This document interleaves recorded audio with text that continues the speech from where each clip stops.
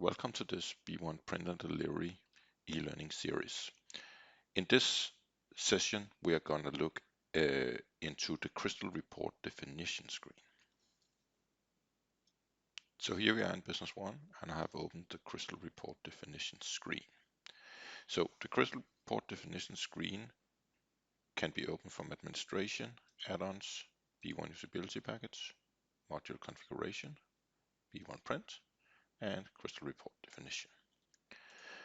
The screen itself is the backbone of the source of the data that you make in print and delivery, meaning the Crystal Report files.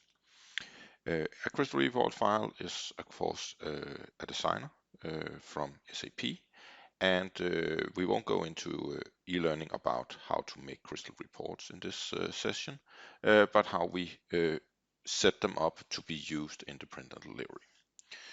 So let's have a look at a simple one, which is our sales and purchase document here. And let's quickly have a look by pressing this edit button, how it looks in the Crystal Report Designer. So here it is, and essentially it is Crystal Report. It has some header data, some lines data, some company information, and it has a set of parameters, a doc key meaning a primary key, and an object type meaning what kind of document object it is. Is it a sales order, is it a purchase order, and so on. Again, we won't go into too much details here, but behind the scenes, these are out-of-the-box layouts from Boyum in what we think is the most recommended way. And the SQL itself is fairly advanced in that it can work with all the documents in one big go. But again, I will leave it up to you to explore these Crystal reports on their own. But if we run it, we can see we need the two parameters. And for example, take the first invoice or the first order, and we will see that information. We will leave this for now and jump into what is on this screen. So first up, we have a code. This code is auto-generated. If you go to add mode, it will ask for a new code and so on. And what you will see is there's various different reports, all depending on what you chose in the Crystal Report wizard. And you will see all of them start with CR-D, D meaning for default, while the ones we suggest you give is CR and then a number, meaning you can see if a report is the default or one you have made on your own. Next comes a name. You just simply can give it a name, something that describes what this Crystal Report definition is about, and you can give a remark. In our case, we just write it's a generic report for sales and purchase documents. Next up, you choose how this Crystal Report definition should get its Crystal Report. And we have two options, file being the most normal and the out-of-the-box one, where we actually have the file, and if we go to this folder, we can see that one of the files is this specific Crystal Report documents file. So this is just where you store your Crystal reports. In my case, it's a local folder, C:, but in a real life scenario, of course, have something SAP server in here. If you need to choose another one, you either write it or you press the ... button in order to choose a new one. The edit button we saw opens up the Crystal Report Designer if you have it on the machine, else nothing will happen if you press it, of course. Then Crystal Reports can have what is called parameters, and you might end up adding more parameters to a Crystal Report, and for that reason there's a button that says refresh parameters. If I press it now, you can see I have two parameters and I press. Nothing really happens because it's still the same parameters, but had I added a third one, it would find it and add it to the configuration. And the parameters, as you see here, is of course what you need to send into the system. In my case, it was when we ran two parameters, the doc key and the object ID, meaning doc entry in the table and the object type of the various SAP objects. Some special keywords like doc key and object ID can just be written in the same manner over in the value, because then we will on the fly change it to the right value based on what screen you are on and what document you are on. But we could hard code these fields in, for example, let's say we wanted to have the 13th or the invoice equals object ID 13 with the doc entry of 1. And that would essentially just make that this would always run a specific document, the 1 in 13, meaning invoice. So no matter where we ran that crystal report from, it would show invoice number 1.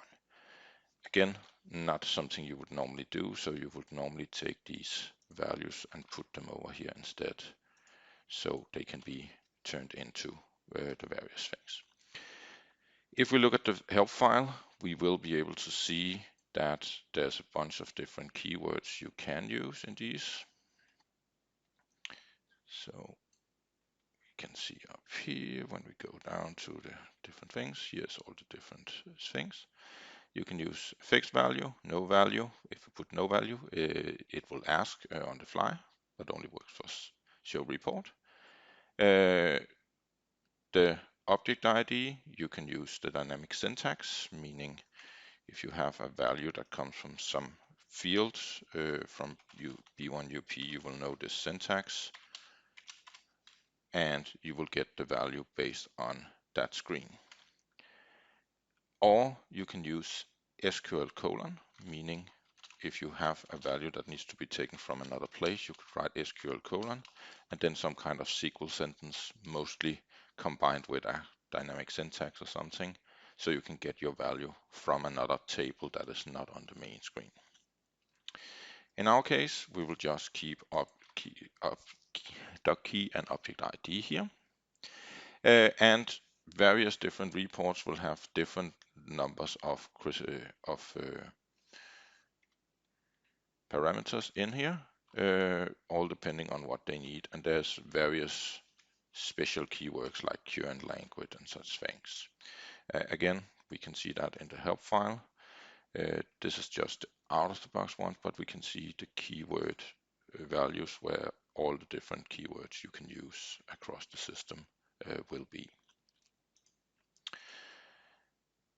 So that is the parameters.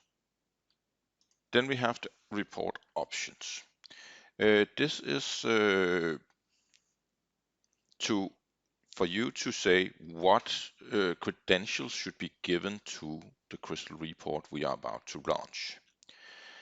If you say, as in report, we will not touch anything but the connection info to the database, meaning the username and the password, but all databases that are being specified in here into the crystal report will just stay the same, meaning that we will not go in and touch your data source locations here.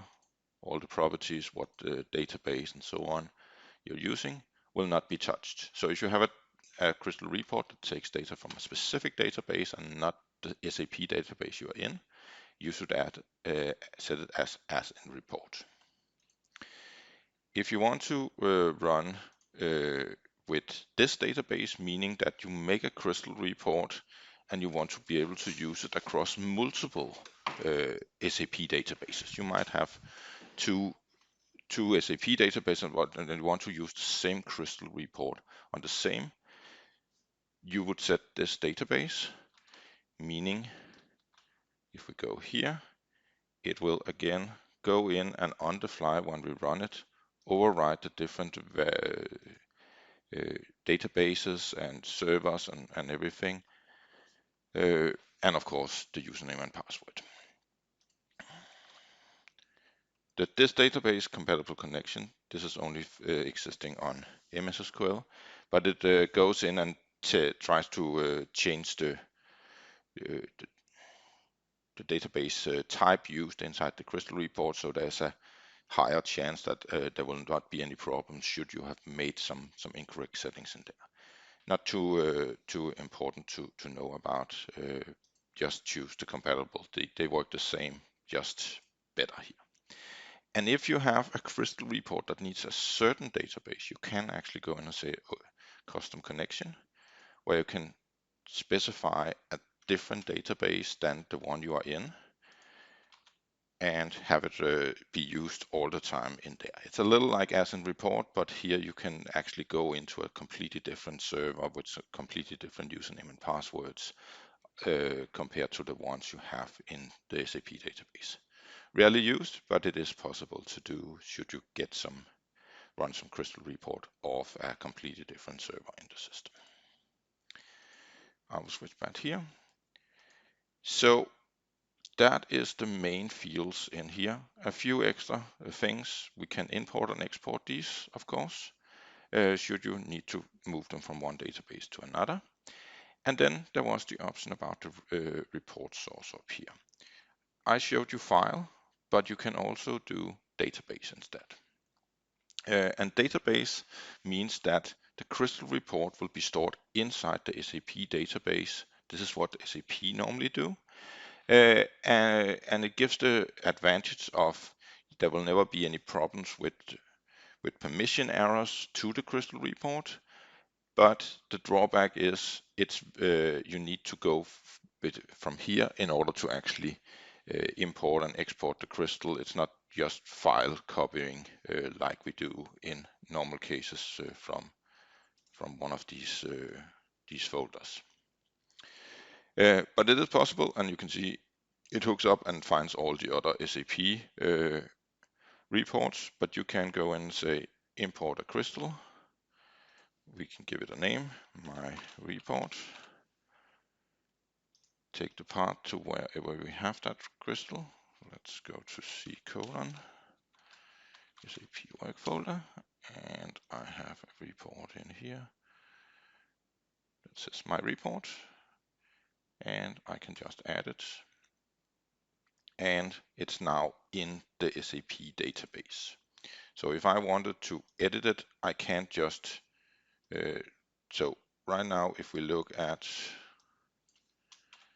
C:, work folder, crystal reports, when we will ever use this, it's not this my report anymore.